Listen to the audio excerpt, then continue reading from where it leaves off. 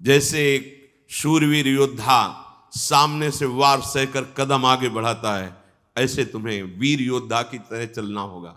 कायर मत बनना, तुम्हारे जीवन में कठिनताएं आएंगी। चल चला चल राह में अनुभूतियों का ले सहारा, कौन तेरा साथ देगा व्यर्थ में किसको पुकारा। उन्हीं के ऊपर ज्यादा प्रहार करते हैं जिनको रोना धोना पसंद है, इसीलिए समझाते हैं अपनी बात किसी से कहो मत। उपासक को कभी नहीं कमजोर पड़ना है। अपने मन की बात किसी साधक से भी नहीं कहनी कि मेरे अंदर काम आ रहा है। ऐसे तो जप नहीं पा रहे हो, अपराध करके जप पाओगे? अपराध का सीधा प्रभार होता है भजन ना होने देना। कायर मत बनना, तुम्हारे जीवन में कठिनताएं आएंगी, आपको लड़ना है इनसे। लड़ना क्या, आप प्रियाजू के हैं, ये ठसक रखेंगे, डर के भाग जाएंगे। कभी कभी ये अति भीषण बन तन मन पर है छा जाती, ऐसी वासना छा जाती, कुछ सुनाई नहीं देता। बस जो वासना की प्रेरणा है बस वही करना है। अब उपासक घबरा जाता है। अच्छा, जो बड़े महापुरुष हैं, अब उनके लिए दूसरा कोई बचा नहीं जिससे वो करुणा करें। बात समझो, सब में वो अपने आराध्य देव को देख करके शांत हो चुके हैं। जो साधक है उसे समय नहीं है कि सहयोग करे, क्योंकि वो अपने लक्ष्य में दृढ़ है। तो सच्ची मानो, आपका विश्वास और आपकी श्रद्धा ही केवल आपका साथ देगी। इस मार्ग में कोई तुम्हारा साथ देने वाला नहीं, साथी नहीं है। और जो साथी बना के चला वो गिरा, ये भी बात समझ लेना। चल चला चल राह में अनुभूतियों का ले सहारा। अगर तुम अपनी अनुभूतियों को अपने साथ रखोगे कि पग पग पर मेरे कृपालु आराध्य देव ने कैसे मुझे संभाला है, फिर कोई तुम्हें जरूरत नहीं किसी के सहयोग की। तुम्हारी अनुभूतियां ही तुम्हें आगे बढ़ा देंगी।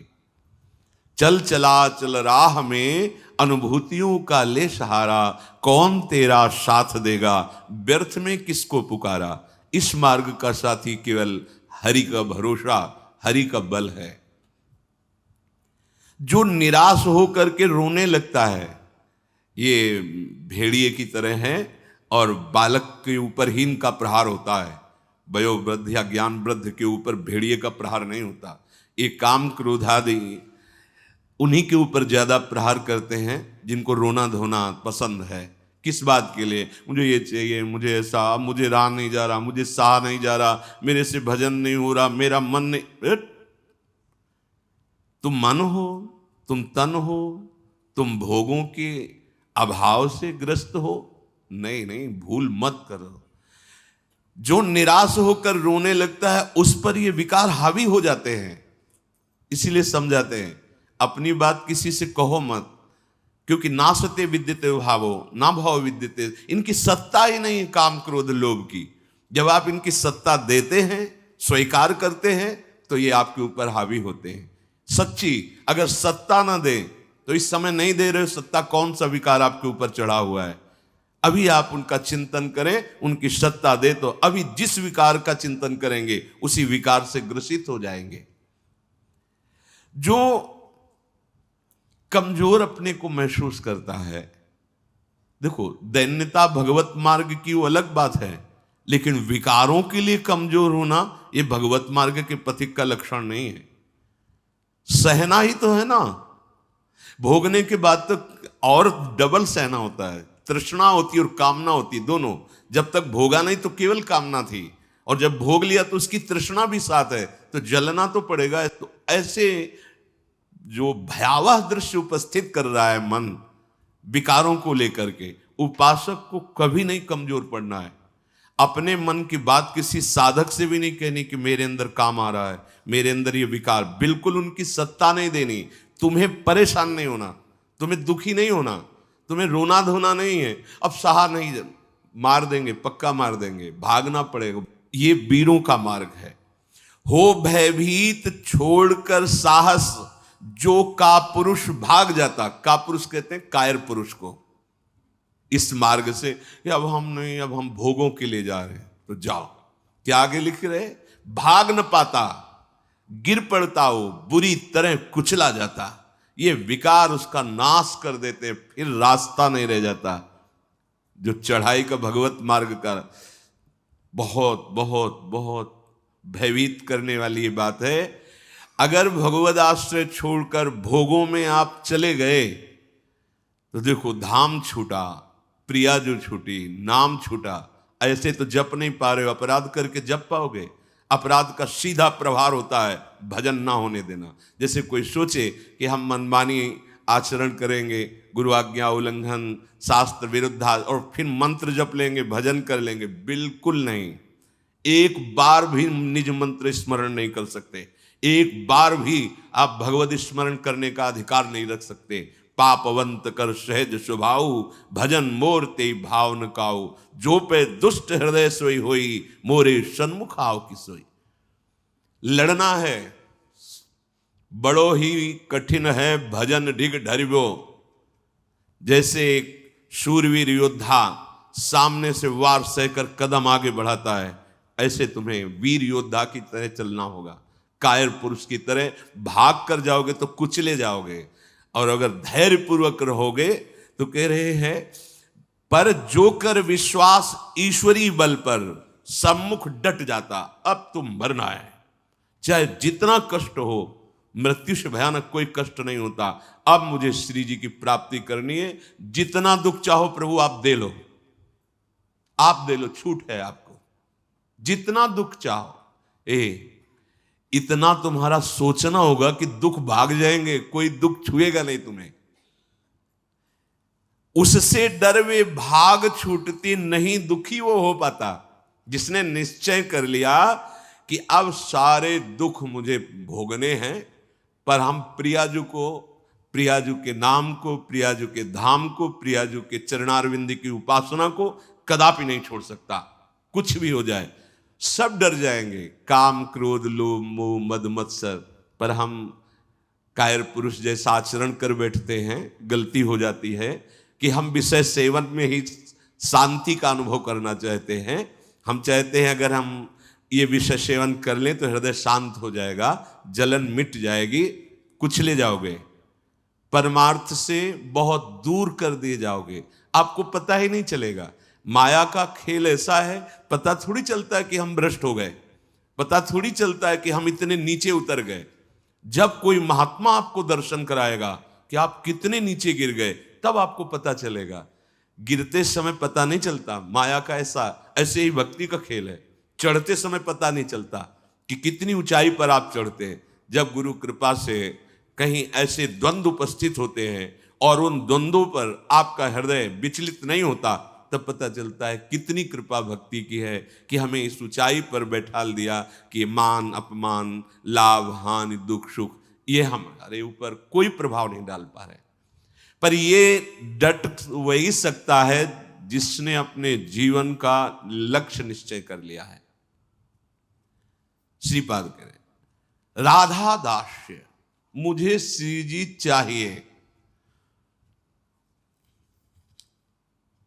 जिसने मन में ये निश्चय कर लिया कि अब मुझे प्रियालाल चाहिए, तो उसकी चाह में इतनी सामर्थ्य होती है कि सबसे लड़ सकता है। जैसे धन की चाह आने पर चोरी करने के लिए भी उतारू हो जाता है, हिंसा करने के लिए भी उतारू हो जाता है, उसको कुछ भी डर नहीं लगता। एक धन का लोभ चढ़ता है तो प्राणों को सौंप दिया, भय को बिल्कुल रौंद दिया, और जैसा भाव बना वैसा कर बैठा। और आप प्रभु को चाहते हैं और आपको डर लगता है।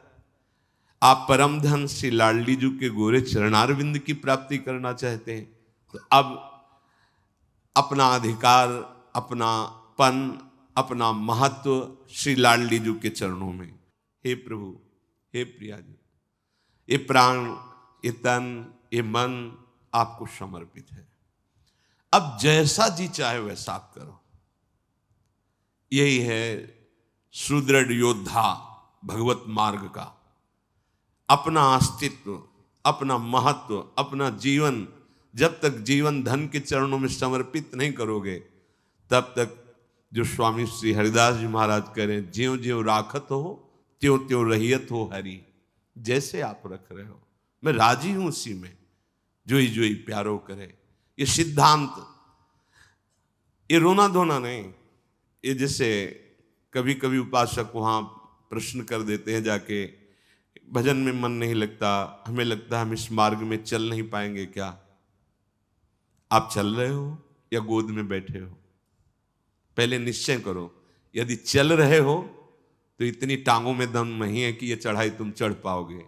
तो गोद में बैठे हो तो चलने का तुम्हें डर फिर क्यों है?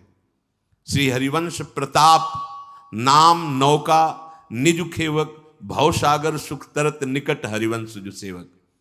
पहली बात तो तुम चल नहीं रहे हो, तुम गोद में बैठे हो। ये जो सौंप दिए मन प्राण तुम्ही को, सौंप दिए ममता अभिमान, जब जैसे जी चाहो बरतो, अपनी वस्तु सर्वथा जान। ये चलने वाले पथिक का नहीं है, ये समर्पित पथिक का है। बैठ गया प्रभु के चरणों का आश्रय लेकर। दूसरी बात, कभी कभी मना स्थिति ऐसी होती है, वो टिकाऊ थोड़ी है। कबहू तो थोरो भजन, कबहू होत विशाल, मन को धीरज छुटे नहीं, गहन दूजी चाल। कभी कभी मन नहीं लगता है तो क्या, अरे वो स्थिति आई है, प्रमाद की स्थिति, तमोगुण के कारण कोई कुसंग बन गया, जिसके कारण ऐसी स्थिति आई है कि आपको डर पा रही है कि भजन नहीं होगा, हम पूरा जीवन निर्वाह नहीं कर। नहीं, ये तात्कालिक है, थोड़ी देर में कोहरा हटेगा और आप प्रसन्न मन से चल पड़ेंगे। हे प्रभु, ये जीवन मेरा आपके चरणों में समर्पित है, क्या परेशानी? हे नाथ, मेरा मन, मेरा तन, मेरा प्राण आपको समर्पित है, आप जैसा चाहो खेलो, मत सकुचाओ, अभी आपका है, आप जैसा चाहो। फिर आप शिकायत कैसे करें? फिर आपका प्रश्न कैसे बनता है? ये जब तक मेरे मेरे मेरे तब तक नहीं हटा पाओगे। और ये आपको दिया, अब इसमें काम रखो या आप रहो, इसमें प्रेम भरो या आप इसमें विकार भरो, आपको पूरी स्वतंत्रता है नाथ। उसी दिन से आप देखेंगे मन निर्मल होने लगा। क्योंकि जब तक अहंकार रहता है तभी तक ये सारे विकार आक्रमण करते हैं। अहम प्रभु के चरणों में समर्पित हुआ कि वो दिव्य निर्मलता, दैवी संपदा के भागवतिक सद्गुण अपने आप आने लगते हैं। जिस समय आपको मान अच्छा लगे, अपमान दुखित, तो समझ लो आपका अहम अभी समर्पित नहीं हुआ। उपासक का जब अहम समर्पित हो जाता है तो मान अपमान सुख दुख से अब मेरा रहा न कुछ संबंध। तुम ही मेरे कैवल्य परम पद हो, और बंधन है तो सिर्फ आपका ही बंधन है। ये आप ही हमारे मोक्ष हो, आप ही हमारे बंधन हो, आप ही हमारे साधन हो, आप ही हमारे साध्य हो। आपसे ही सब कुछ है अब हमारा। अभी अभी निश्चिंत हो जाओगे, अभी निश्चिंत हो। आपको क्या परवाह, जब आपने अपने आप